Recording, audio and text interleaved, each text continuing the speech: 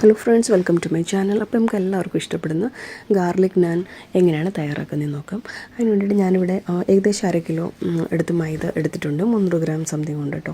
പിന്നെ 1 കപ്പ് അതിൻ്റെ അകത്ത് തൈര് ചേർത്ത് കൊടുക്കണം. ബേക്കിംഗ് സോഡയും ബേക്കിംഗ് പൗഡറും ഒരു 1/2 ടീസ്പൂൺ അളവിൽ, 1 സ്പൂൺ പഞ്ചസാര, ഏകദേശം 1 സ്പൂൺ അളവിൽ എണ്ണയും കൂടെ ചേർത്ത് കൊടുത്ത് നന്നായിട്ട് ഒന്ന് യോജിപ്പിച്ചെടുക്കാം.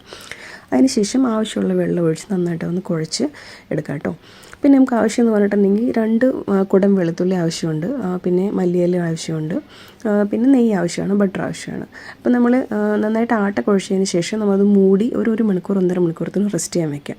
എന്നിട്ട് ഏകദേശം ഒരു വലിയ ബോളുകളാക്കിയിട്ട് വേണം നമുക്കത് ഉണ്ടാക്കാനായിട്ട്. അപ്പോൾ നമ്മൾ എടുത്ത് വെച്ചിരിക്കുന്ന ബട്ടറും പിന്നെ മല്ലിയിലയും കൂടി ഒരു 1 സെക്കൻഡ് അല്ല 30 സെക്കൻഡ് മൈക്രോവേവ് ചെയ്തിട്ട് നമുക്ക് എടുക്കാം കേട്ടോ.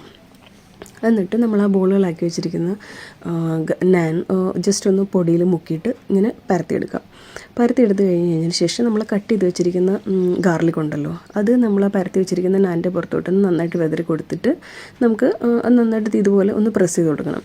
അത് കഴിഞ്ഞിട്ട് ഇതുകൂടി തവ അടുപ്പത്ത് വെച്ച് കഴിഞ്ഞിട്ട് കുറച്ച് വെള്ളം നമുക്ക് ആ തവയിൽ ഇങ്ങനെ തെളിച്ച് കൊടുക്കും. അതായത് ടെമ്പറേച്ചർ കൺട്രോൾ ചെയ്യാൻ വേണ്ടിയിട്ടാണ് നമ്മൾ അങ്ങനെ ചെയ്ത് കൊടുക്കുന്നത്.